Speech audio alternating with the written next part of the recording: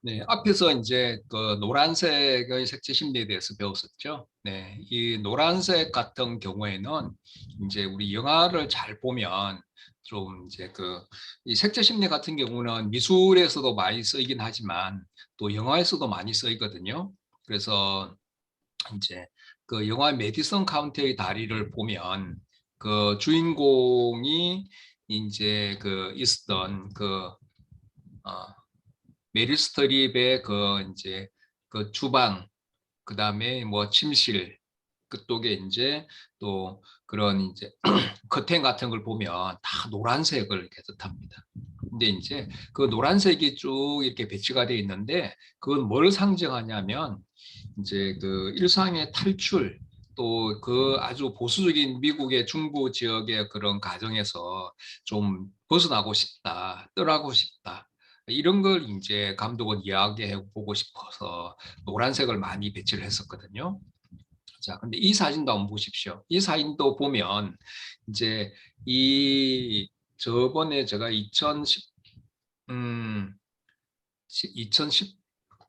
2016년인가 그때 이제 쿠바를 이제 사진 촬영을 다녀왔었는데요. 쿠바의 수도 아바나의 어떤 길거리 모습도 거의 이렇습니다.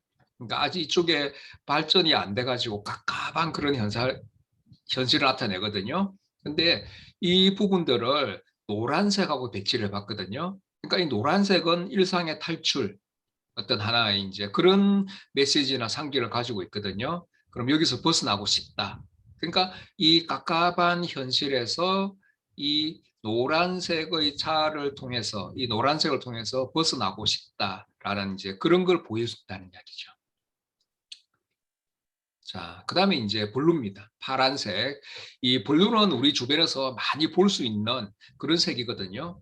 그러니까 이 블루를 보면 여러분들은 기본적으로는 시원함을 느끼죠. 시원함도 느끼고 상쾌함 느낌도 되고 또 차가움, 냉정함, 그다음에 차분함, 또 신비로움. 이런 게 이제 블루의 일반적인 그 색채 심리의 특征입니다. 그래서 또뭐 여러분들 중에서도 이렇게 각자 좋아하는 색상이 많이 있을 텐데 어떤 분은 뭐 노란색을 좋아하는 분도 계실 테고 또 어떤 분은 이 블루를 좋아하는 분도 있을 거고 근데 여러분들이 사진을 찍을 때 어떤 특정한 색상에 끌린다 그러면은 그 색상 자체가 어, 나의 어떤 마음을 대변한다고 볼 수 있는 거죠. 그러니까 이제 저는 주로 이제 파란색에 많이 끌리는데 파란색을 바라보게 되면 아주 마음이 차분해지면서 좀 사색적인 어떤 그런 분위기에 빠져들게 되거든요. 그래서 좀 아직도 나는 파란색을 좋아하고 있구나 이런 생각을 많이 하게 됩니다. 자, 그래서 우리가 이 파란색을 가지고 사진을 찍는 거 그렇게 어렵진 않거든요. 우리 자연에서 가장 많이 볼 수 있는 색 중에 하나가 이게 또 파란색이거든요. 그러니까 주로 하늘, 물, 뭐 이게 또 이제 파란색이잖아요. 그죠? 그래서 여러분들이 이런 색상을 이용해서 찍을 때도 여러분들의 마음을 그대로 이렇게 대변해 줄 수 있기 때문에 파란색을 이용해서 사진 찍는 분도 많이 있습니다. 자, 이 사진도 한번 보십시오. 어, 그러니까 이 파란색 같은 경우에는 이 남성적인 그런 이제 어떤 원색이라 그랬죠. 그리고 또 정신적인 소위 말하는 이제 사색적이고 차분해진다는 이야기죠. 그리고 냉정과 열정에서처럼 또 냉정을 뜻하는 색이기도 하고, 그래서 이 블루를 가만히 쳐다보고 있으면 아주 차분해집니다. 그래서 또 우리가 사진을 찍을 때, 특히 풍경 사진을 찍을 때 이 블루가 강해지는 때는 보통 이제 우리가 그 자연의 빛 중에서는 새벽 매직 아워, 또 해가 진 다음에 매직 아워, 또 흐린 날 이럴 때 이제 이 블루를 많이 볼 수가 있거든요. 근데 이건 뉴질랜드 남섬에서 찍은 사진인데 실제로 거기는 이렇게 블루가 이렇게 촥 이렇게 구름이 끼어들어가고 보니까 매직아워가 잘해 가니까 이건 이제 실제로 이 마을들도 저 멀리 보이죠. 저 멀리 이제 해도 살짝 지고 있고. 그러니까 이런 블루를 볼 때는 아주 좀 차분해지면서 어떤 좀 약간 좀 아픈 그런 마음들이 좀 이제 상처가 치유되는 느낌 있죠. 이제 그런 걸 좀 받았었거든요. 그래서 여러분들이 특정한 색상을 좋아한다 그러면 그걸 주제로 해서 사진을 찍어 보는 것도 좋습니다. 근데 이 색상 자체가 예를 들어서 내가 블루를 주제로 찍고 싶다 그러면 이 블루가 가지고 있는 면적이 대체적으로 한 80% 가까이 이상은 돼야 이게 블루라고 볼 수 있는 거거든요. 또 내가 노란색을 주제다. 이 앞에 있죠. 이 부분. 노란색이 주제다 그러면 노란색 이 정도 들어가면 이게 이제 노란색이 주제가 되는 거죠. 옐로우가. 자, 이게 보이죠. 이제 색채 심리라는 거는 그렇게 어렵지는 않은데 어떤 여러분들의 마음이 특정한 색에 끌린다. 그러면은 그 색상에 우리의 마음이 반응하기 때문에 그렇거든요. 그래서 여러분들이 어, 예를 들어서 지금 많이 힘들다. 그래서 삶의 에너지가 필요하다. 그러면은 대체적으로 빨간색이 많이 끌린답니다. 그리고 좀 과거에 받은 그런 상처가 충분히 지워지지 않았다. 그러면은 유난히 파란색이 끌리고 또 여행과 희망이 필요하다. 그러면은 유난히 노란색이 끌린다고 합니다. 네. 자, 그럼 영주님은 무슨 색 좋아하세요? 저는 보라색이요. 네. 어, 그죠. 보라색은 약간 뭐랄까 어떤 좀 약간 좀 복잡한 내면의 심리를 상징하거든요. 그리고 네. 약간 갈등이 있을 때 보라색이 유난히 끌린답니다. 하여튼 일본의 그 유명한 이제 그 심리학자가 색채 심리학자가 그렇게 얘기를 했는데 왜 그러냐면 이게 이제 과학적으로 설명을 하면 이제 빨간색 같은 경우에는 우리가 에너지가 강한 색이라고 그랬잖아요. 근데 파란색은 좀 차분하게 만들고 좀 이렇게 그 사색하게 만드는 냉정의 어떤 색이거든요. 그러니까 빨간색이 열정이라면 파란색은 냉정에 해당되는 색입니다. 근데 빨간색 100%, 파란색 100%를 섞으면 보라색이 나오거든요. 그러니까 내면에서 이제 그런 이제 내면이 복잡하다든지 좀 갈등이 많이 생긴다든지 이럴 때 보라색이 유난히 이제 끌리기도 하고 근데 실제로 또 보라색은 이따가 나오겠지만 아주 고귀한 색이에요. 그래서 우리나라 신라 시대나 로마 시대 같은 경우에는 아주 귀족층들만 이 그 보라색 옷을 입었거든요. 그래서 그런 것도 있고 어쨌든 심리적으로는 그렇습니다. 네. 실제 좀 복잡하세요? 아니 그냥 보라색 이런 보라 색깔의 옷이나 뭐 보라색이 그냥 예뻐 보여가지고. 네. 여기 나오죠. 블루. 이게 블루 보면 이 블루란 영화 참 좋아해서 제가 많이 봤거든요. 이 블루라는 영화를 보면 이 주인공이 자기 가족들하고 피크닉을 가다가 자동차 사고로 이 여주인공만 살아남고 자기 남편하고 아들은 교통사고로 죽게 돼요. 그래서 얼마나 마음의 상처가 많았겠어요. 그죠? 그래서 이 사람은 계속 그 이후부터 이렇게 블루를 집착하게 되고 블루만 보면 굉장히 치유받는 듯한 느낌이 난대요. 여기 나오죠. 블루, 투명한 슬픔 혹은 치유의 빛이라고 영화에서 다 규정을 하잖아요. 그죠? 그래서 블루를 좋아하는 사람들 같은 경우에는 아, 상처를 많이 받았구나. 그래서 아직 마음이 좀 힘들다. 이런 측면에서 이제 블루가 작동을 한다고 합니다. 자, 이건 공감이 되시죠? 녹색, 초록색, 그죠? 그린색 같은 경우는 말 그대로 이 자연, 생명력, 성장, 긍정, 발전, 건강, 긴장 이완, 또 휴식 이런 걸 상징하거든요. 근데 우리가 자연의 색 중에서 이 초록색이 제일 많잖아요. 그죠? 우리 한국 같은 경우에는 뭐 사막 빼고 열대지방 같은 데도 많고 그죠? 근데 이 우리가 이 그린색을 바라보면 초록색을 바라보면 마음이 좀 상당히 편안해지고 또 이제 긴장도 이렇게 풀어지게 되는 그런 걸 볼 수 있거든요. 그래서 그게 이제 과학적으로도 증명이 된 게 우리가 태양빛은 빨주노초 파남보라는 그런 7가지 색깔로 구성이 되어 있거든요. 그래서 그 중에서 각각의 파장이 다 다릅니다.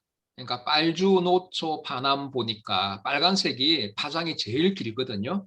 그다음에 보라색은 파장이 제일 짧고, 근데 이제 파장이 긴 것도 별로 안 좋고 짧은 것도 안 좋고, 우리 인간의 중간 정도의 파장을 가진 색이 제일 좋거든요. 그래서 빨주, 노초, 파남 보니까 초록색이 제일 중앙에 있잖아요.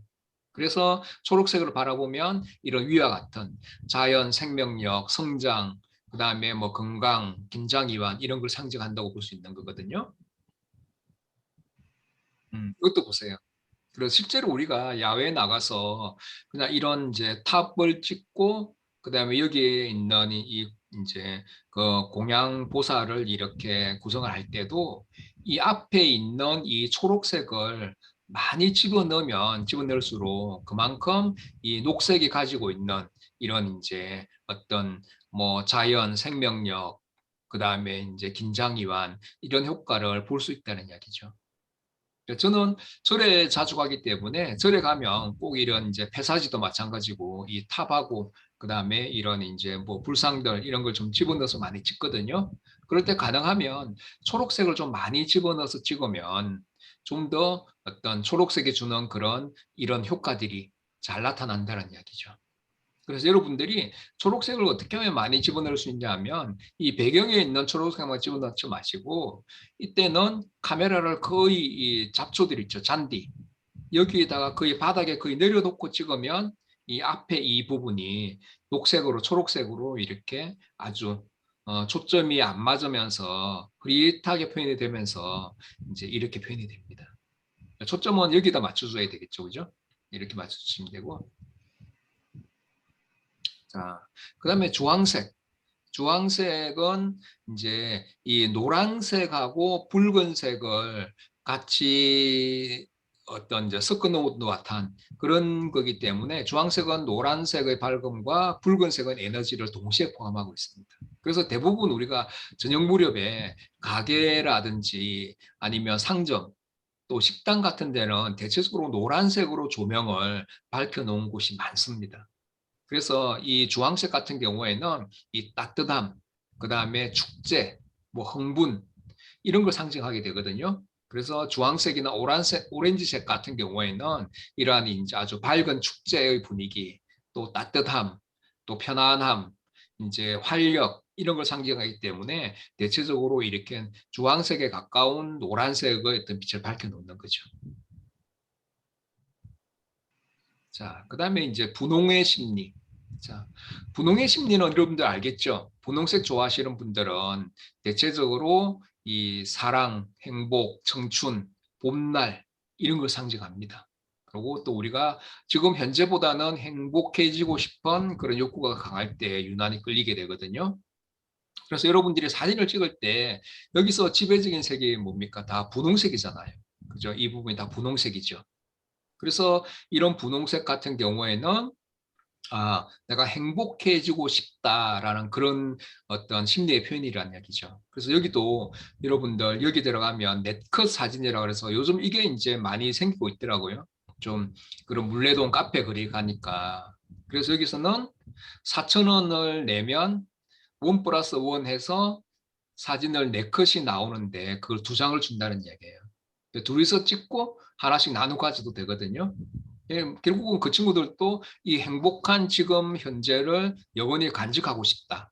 이런 느낌, 또 이런 기분에서 이 들어가서 사진을 찍었을 거 아니에요. 그죠? 그래서 여러분들이 이 분홍색이 가지고 있는 이런 행복해지고 싶은 욕구, 욕망이 있을 때 이 분홍색이 유난히 끌린다. 그러니까 이걸 만든 사람은 그런 색채 심리를 잘 이용했다는 이야기죠. 실제로 우리가 이 색채 심리를 이용해서 특히 이제 사업하는 분들, 또 건축이나 인테리어 하시는 분들은 색채 심리만 잘 이용을 해도 훨씬 더 그 매출이라든지 또 발전이 되고 성장이 된다는 그런 이야기죠. 그래서 여러분들 예를 들어서 집에 아이가 아니면 여러분들이 뭘 음식을 되게 많이 먹는다. 이러면은 집안의 벽지를 바꿔야죠. 지금 현재 예를 들어서 주황색이나 노란색이나 붉은색이나 분홍색 벽지를 발라놓으면 본인도 그렇고 애들도 그렇고 먹는 걸 되게 이렇게 좋아한대요. 근데 그 반대로 파란색 벽지를 이렇게 발라 놓으면 애들이 먹는 걸 많이 줄인대요. 식욕이 없어지니까. 그런 걸 또 이용해도 되는 거고. 이것도 보세요. 그죠? 이거 보면 그런 느낌 들지 않나요? 이 분홍색 이 화살나무 단풍이 막 떨어져 있는데 좀 이거는 말 그대로 이제 그 옛날에 어떤 청춘, 봄날, 그다음에 행복 이런 걸 이제 상징하는 거죠. 그죠? 이 분홍색과 관련된 그런 아주 노래가 있죠. 혹시 아세요, 여러분들? 잘 모르세요? 예. 연분홍 치마가 봄바람에 휘날리더라. 그죠? 거기서 연분홍 치마 자체는 말 그대로 청춘, 봄날, 이 행복했던 한때 그런 걸 상징한다는 이야기죠. 자, 그다음에 이제 그렇다면 이런 이제 색채 심리를 배웠으면 과연 색을 어떻게 써야 잘 쓸까? 결국은 이 색을 쓰는 데 있어서도 중요한 것 중에 하나는 아까 제가 서두에 그런 얘기 했었죠. 가능하면 색상 자체는 단순하게 사용하라. 색을 여러 가지 쓰면 쓸수록 더 복잡하게 느껴진다. 그랬잖아요. 여기서는 자 보세요. 거의 하늘도 그렇고 바다도 그렇고 다 파란색으로 거의 물들었잖아요. 그죠? 그리고 그 한낮에 찍었으면 이 부분 요트도 그 흰색이었을 텐데 저녁 매지가 때 찍으니까 이 부분도 거의 파란색으로 이렇게 반영이 됐잖아요. 그래서 이 색을 보면 참 편안해지면서 좀 아주 안정된 그런 느낌도 들고 마음이 차분해지는 그런 느낌이 납니다. 가능하면 색상의 정보를 단순화시켜라 이거고요. 이것도 보세요. 그죠? 유사한 색이 쭉 연속되어 있죠. 유사한 색. 여기도 그죠? 유사한 색이 연속되어 있죠. 그 다음에 이 검은색도 유사한 색이 쭉 연속되어 있죠. 그래서 이거는 일본 교토에 가면 아주 유명한 신사가 있는데요.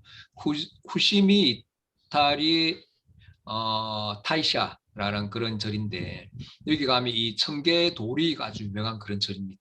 그래서 여기 산이적으로 할 때 아침 일찍 가야 됩니다. 여기서 이제 문을 열자마자 바로 가야 절에서 일하는 사람 한두 명 왔다 갔다 하거든요. 그때 찍는 게 좋죠. 근데 시간이 조금 지나면 일반 관광객들은 엄청 많이 붐빕니다.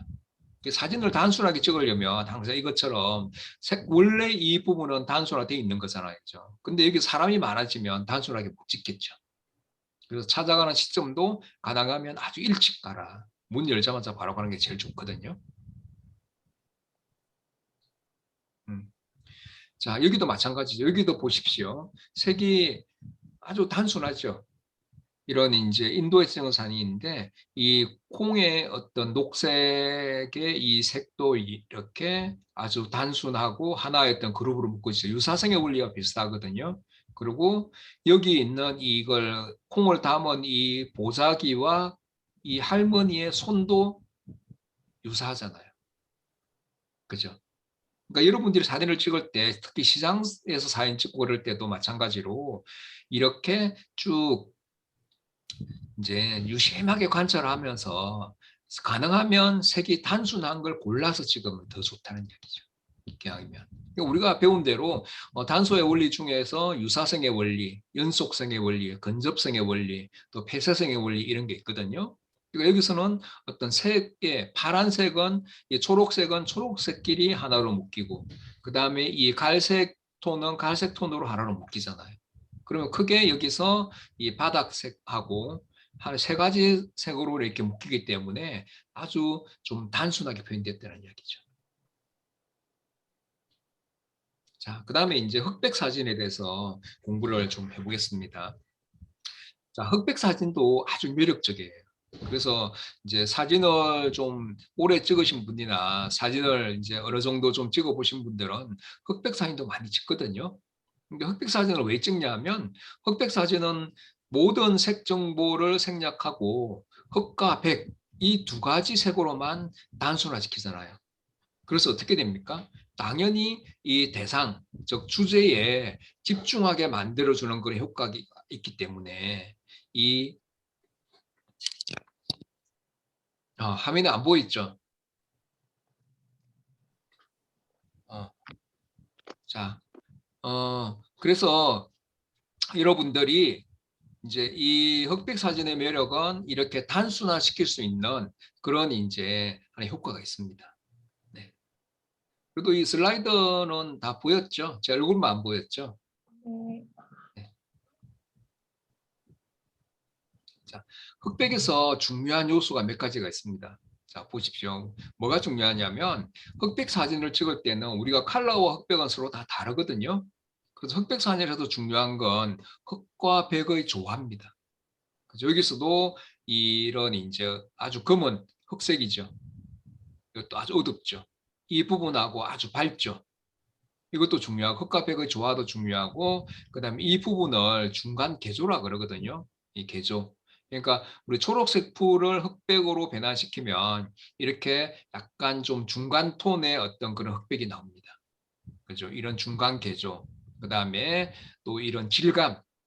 이 아주 오래된 그런 이제 이 보트의 나무 밑바닥 이런 부분들이 어떤 질감들이 잘 표현되어 있죠.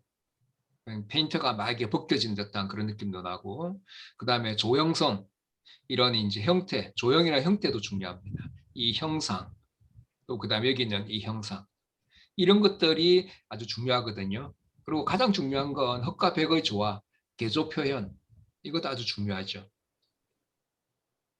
자, 그다음에 이것도 마찬가지입니다. 우리가 여러분들이 세상을 컬러로 바라봤을 때하고 흑백으로 바라봤을 때하고 분명히 다 다르다 그랬죠. 그래서 좋은 흑백 사진은 기본적으로 이런 이제 이 흑과 백색이죠. 흑과 백이 서로 잘 어울려야 되고 그다음에 특히 중간 개조 이런 걸 중간 개조라고 그러거든요. 또 이런 부분들 있죠. 이런 분들 중간 개조라고 그러거든요. 이런 중간 개조 표현이 잘 돼야 좋은 흑백 사진이 됩니다. 그래서 여러분들이 흑백 사진을 찍을 때는 처음부터 흑과 백의 조화 있죠. 이걸 잘 생각하시면서 여러분들이 찍으시라는 이야기죠. 흑과 백의 조화. 음, 아시겠죠? 흑백 사진은 처음부터 무작정 찍는 게 아니라 흑과 백이 다 어느 정도 잘 어울려야 된다. 그러니까 예를 들어서 이런 예를 많이 듭니다. 예를 들어서 이제 흑백으로 장미꽃을 찍을 때 장미 색이 다양하잖아요. 그죠? 그러면은 흑백 사진으로 장미를 찍을 때 붉은색 장미가 좋을까요? 노란색 장미가 좋을까요? 이야기해 보세요. 네, 영주님. 붉은색이요. 네? 붉은색이요, 선생님. 아니, 제 흑백 생각, 사진으로 찍었을 때. 흑백 사진을 찍을 때. 네. 그러니까 흑백 사진으로 찍을 때는 흑과 백의 조화가 중요하다 그랬잖아요. 네, 근데 우리가 장미꽃을 찍을 때 장미꽃 속만 찍는 게 아니라 그 줄기도 같이 찍잖아요. 네네. 그죠? 그러면은 한번 생각해 보세요. 자, 이 붉은색 장미를 흑백으로 이렇게 우리 전환해서 보면 뭐 한 60%나 70% 정도 약간 좀 어두운 저런 흑으로 전환이 되거든요. 그다음에 그 줄기는 파란색이잖아요. 초록색, 진한 초록색인데 그거는 뭐 한 50% 정도 될 거예요. 그러면은 두 가지 그 먹의 톤이 60%하고 그다음에 50%하고는 이게 차별화가 안 되잖아요. 그죠? 근데 예를 들어서 노란색 장미꽃을 찍으면 노란색은 살짝 밝은 먹 한 10%나 먹 한 20% 정도 되는 밝은 어떤 그런 이제 백색으로 나오고 줄기는 약간 흑백 중 이제 흑색 중에서도 한 톤이 한 50% 60% 정도 되는 그런 흑백을 그 흑으로 나오거든요. 그러니까 그런 개념으로 이 접근을 해서 해야 된다는 이야기죠. 처음부터 사진을 흑백 사진을 찍을 때는 흑과 백이 서로 조화를 이룰 때 그러니까 이거 같은 경우에도 이 배경은 이 부분은 아주 밝았었거든요. 빛이 들어와 있어가지고 그리고 이 친구는 검은 옷을 입고 있었거든요. 그러면 이 검은색하고 흰색하고 이런 명암 대비가 뚜렷하잖아요. 그죠? 처음부터 흑백 사진은 이렇게 접근해야 된다는 얘기입니다. 그리고 이제 이런 그 다음에 중요한 건 이런 중간 개조, 이런 중간 개조도 중요하거든요. 그래야 흑백 사진이 아주 아름답게 보인다는 얘기죠. 그죠? 보이시죠? 흑백 사진 찍을 때는 처음부터 이 흑과 아주 어두운 부분 있죠? 이 어두운 부분과 이 백, 아주 밝은 부분 있죠? 이런 부분들, 이 조화를 이루고, 그 다음에 개조, 이런 걸 개조라 그러거든요. 이런 중간 개조, 이런 중간 개조들이 잘 살아 있어야 아주 아름다운 흑백 사진이 되기 때문에 이렇게 구성을 하라는 이야기죠. 흑백 사진의 접근법은 처음부터 흑과 백의 조화가 이루어지도록 구성을 하시라. 이런 겁니다.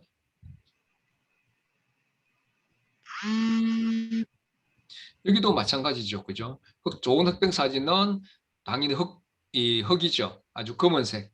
흑과 그 다음에 백의 조화가 잘이었죠. 그 다음에 이런 중간 톤의 변화, 개조들이 좋죠. 거기에다가 플러스해서 조형, 하나 어떤 조형이란 말은 뭐냐면 이런 하나의 형태 있죠. 형태, 형상 이런 것들이 서로 어울려서 하나의 형상을 만든다는 이야기입니다. 그렇죠? 여기서 이 둥근 원 있죠? 여기에 또 둥근 원 있죠? 둥근 원 있죠? 여기 배도 있죠? 이런 이제 조형성도 잘 표현되면 더 좋다. 이런 거거든요.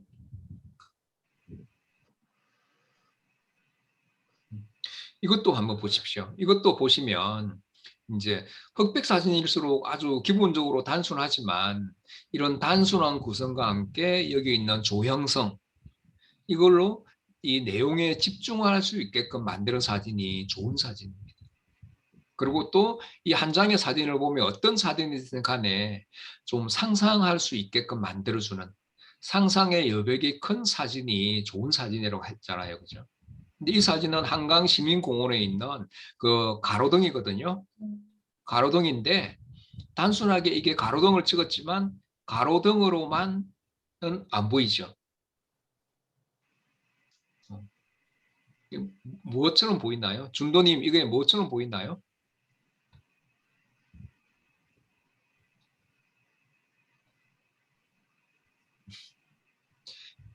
보이는 대로 한번 해보세요. 그냥 어, 사람이요. 예, 사람처럼 보이기도 하고. 안경 쓰고. 음. 영주님은 뭘로 보이세요? 저는 잘 모르겠어요, 선생님. 자세히 한번 보세요. 그래도 뭔가 이렇게 어떤 형상처럼 보이잖아요. 아니 그냥 형태만 봐서는 뭐 그냥 조명 뭐 그렇게 스탠드 음. 뭐 그렇게 봤어요. 뭐 어떻게 보면 이게 이제 사람처럼 보이기도 하고, 그 다음에 또 이거 같은 경우는 이제 그 담배 파이프, 음, 이게 담배 파이프처럼 보이잖아요. 그죠? 보이기도 하고, 이게 구름이 이게 담배 연기처럼 보이기도 하잖아요. 그죠? 담배 연기와 이 담배 파이프, 그렇게 보이기도 하고, 그 다음에 또 맨인 블랙에 나오는 그런 하나의 사람 형상처럼 보이기도 하고, 또 그 다음에 여기 자세히 한번 보세요. 여기 보면. 이 빛이 반사돼서 이 부분 보면 원피스를 입은 소녀 같은 상도 하나 보이지 않나요? 아주 자세히 보면. 그죠? 그러니까 이제 이런 한 장의 사진을 찍을 때 이걸 일일이 다 하나하나 보고 찍으라는 이야기는 아니에요. 그렇게, 저도 그렇게 찍을 수는 없거든요. 근데 이거 최소한 구름 이거하고 그다음에 이 부분은 같이 이렇게 맞춰서 찍으라는 얘기죠. 우리가 저번 시간에 배웠던 이제 적극적인 프레이밍 있죠. 그럼 예를 들어서 실제로는 내가 카메라를 들고 위치를 옮기면 이 가로등 이 부분은 고정이 돼 있잖아요. 그죠? 고정이 돼 있거든요. 고정이 돼 있으면 이 구름은 어디에서 보느냐에 따라서 다 다르게 이렇게 위치를 시킬 수 있다는 이야기죠. 그래서 나는 이걸 파이프로 생각했기 때문에 이 파이프에서 구름이 나오는 형상으로 내가 연기가 나오는 형상을 표현하고 싶다 해가지고 카메라를 이쪽으로 저쪽으로 옮기면서 이렇게 적극적으로 프레이밍을 했다는 이야기죠. 그래서 여러분들이 현장에 나가서 사진을 찍을 때도 여러분들이 표현하고 싶은 그런 의도대로 이런 식으로 적극적인 프레이밍을 해서 여러분들이 사진을 찍으시면 좋다. 그죠? 좀 이해가 되시죠? 이런 부분들은. 예, 그냥 눈에 보이는 대로 찍는 게 아니라 여러분들이 적극적인 구성이 중요하다. 이런 이야기를 제가 하기 위해서 이런 설명을 드리는 겁니다.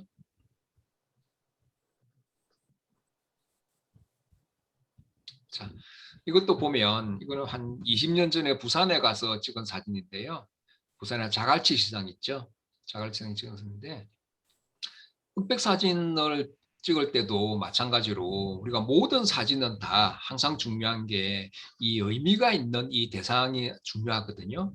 이 의미 있는 대상을 가지고 아주 간결하고 단순하게 구성하는 게 중요한데 이 자갈치 시장은 가보신 분은 알겠지만 굉장히 복잡합니다. 그리고 그게 유명한 게 꼼장어가 또 유명하잖아요. 그죠? 그러면 이 꼬마들 입장에서는 여기 담겨 있는 이 꼼장어가 얼마나 신기하겠어요. 그래서 징그럽기도 하고. 그래서 이제 이때는 이 프레이밍을 할 때도 항상 이 의미 있는 주 대상, 이 의미 있는 대상들이죠. 주 대상들을 중심으로 해서 이 주제가 돋보이도록 찍는 게 좋습니다. 그리고 이게 또 보면 이 부분이 흙이죠. 아주 검은색 부분이죠. 흙과 그다음에 백의 조화, 그죠? 또 흑백의 조화가 잘 이루어져 있죠. 기본적으로 우리가 흑백 사진을 찍을 때는 이렇게 의미 있는 대상을 그다음에 흑과 백의 조화도 생각해야 되고 가능하면 조형성, 이 원 있죠. 이런 거. 이런 것들 가지고 여러분들이 현장에서 이제 파악을 하고 찍고 그다음에 또 프레임 속에 프레임도 되죠. 이 친구를 살짝 이쪽에 배치해서 시선을 이쪽으로 몰아주는 집중하게 만들어주는 효과가 있죠. 네, 그렇게 해서 찍으면 또 괜찮고요. 자, 이거는 이제 거의 투톤으로 찍은 사진인데요. 보면 자, 이제 흑백 사진을 구성할 때는 중요한 게 뭐냐면 항상 앞에서 되겠지만 이 의미 있는 피사체. 우리가 살아가면서 사진도 그렇지만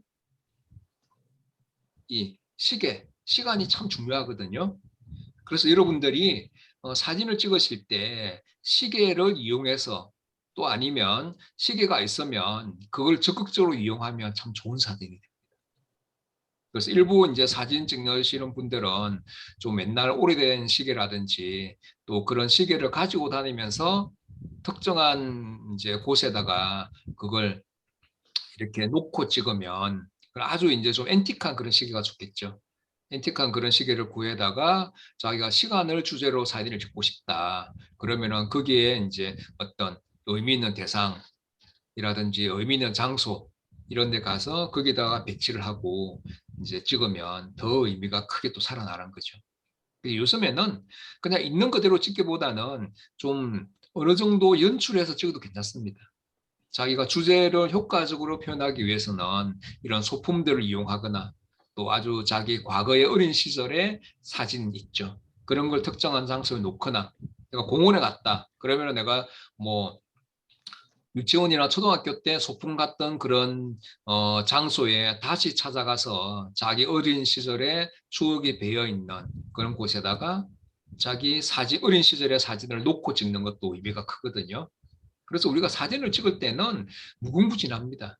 이 아이디어를 어떻게 여러분들이 찾아내고 또 그런 주제를 어떻게 표현할 것인가 이게 중요하거든요. 자, 이 사진도 한번 보십시오. 모든 사진을 찍는 순간 딱 과거로 돌아간다 그랬죠. 저번 시간에 배웠잖아요. 그죠? 사진은 셔터를 누르는 순간 이미 과거가 돼버립니다. 그죠? 근데 이 사진도 보십시오. 이 사진도 제가 한 20년 정도 전에 사진 처음 배울 때, 강원도 이제 그 춘향이라고 있거든요. 춘향역이 있거든요. 거기가 왜 유명한 역이 됐냐면 옛날에 우리나라 그 소나무 춘향목이라고 알죠. 춘향목이 춘향역에서 일제강점기 때부터 이 서울이라든지 부산이나 이쪽으로 이제 실려 날랐기 때문에 그게 아주 좋은 그런 금강송이 많이 났던 곳이 춘향이거든요. 그래서 춘향역 함께 가서 이제 밥도 먹고 하여튼 그 지역을 20년 전에 찍은 사진인데 이런 거 보면 지금은 다 재개발돼 가지고 아주 반듯반듯한 건물들이 들어서 있습니다. 근데 20년 전에는 이런 식으로 존재했다는 이야기죠. 존재했고 이 사진을 보는 순간 저는 20년 전에 춘향역 앞으로 내가 돌아간다는 이야기죠. 그래서 여러분들이 흑백 사진은 앞에서도 얘기했듯이 무엇보다도 과거의 시간성을 더 강조하는 그런 효과이기 때문에 여러분들이 이런 이제 뭐 약간 달동네나 아니면 좀 지금도 역시 마찬가지로 저 시골 지역 같은 데 가면 이런 오래된 식당도 있고 또 오래된 구멍 가게들도 있고 또 요즘에 거의 많이 없어진 게 이발소잖아요. 그죠? 우리 어린 시절에 이발소 굉장히 많았잖아요. 지금은 이발소가 제가 봐도 거의 없는 것 같아요. 그죠? 이런 부분들도 여러분들이 한번 혹시 여행 가다가 이발소 있으면 한번 찍어보시는 것도 괜찮을 것 같고요. 네. 자, 그다음에 이제 또 좋은 사진은 어떤 사진이냐면 항상 상상하게 만드는 사진이 좋은 사진. 그래서 우리가 일반적으로 생각하는 이제 이런 그 생각은 상식에 의해서 합리적이라는 어떤 그런 틀에 갇히기 때문에 좀 약간 어떤 전형적이고 좀 예상 가능하고 하나 어떤 좀 틀에 박힌 듯한 그런 스토리밖에 못 만들어내거든요. 근데 상상은 여러분들이 자유롭게 할 수 있잖아요. 상상할 수 있게 만드는 사진들이 그래도 좋은 사진들입니다. 이거 보세요. 왜 이 두 사람은 이렇게 서로 고개를 돌리고 냉랭하게 굴고 있을까요? 그죠? 분명히 남자 여자인데 조금 전까지는 더 친했던 것 같은데 뭐 싸웠는지 어쨌는지 그죠? 그런 상상이 좀 되시죠? 그래서 여러분들이 사진을 찍을 때도 정말 이렇게 좋은 사진은 이 상상하게 만드는 사진이 또 좋은 사진. 이 앞에 정경에 배치하고 그다음에 중경 여기는 이제 그게 포항이거든요. 포항에 갔을 때 찍은 사진인데 이런 식으로 저도 20년 전에 또 이렇게 찍었어요. 처음 사진 배울 때부터도. 그때는 주로 흑백 사진을 많이 배웠었거든요. 자, 이 사진도 마찬가지예요. 그죠? 도대체 이 그림하고 이 그림을 어떻게 찍었을까? 이런 생각도 들죠. 이거 분명히 두 가지 그림을 하나로 이중 노출해서 합성을 해서 찍은 사진이거든요. 근데 회화, 저기 현대 미술 같은 경우에는 사람들 하여금 상상하게 만들잖아요. 그죠? 그래서 어떻게 보면 사진도 이렇게 상상의 여백이 큰 사진을 찍어 보면 아주 그런 이제 좋은 그런 사진이 된다. 이런 겁니다. 네. 그래서 오늘은 여기까지 하고 또 다음 주에 뵙겠습니다.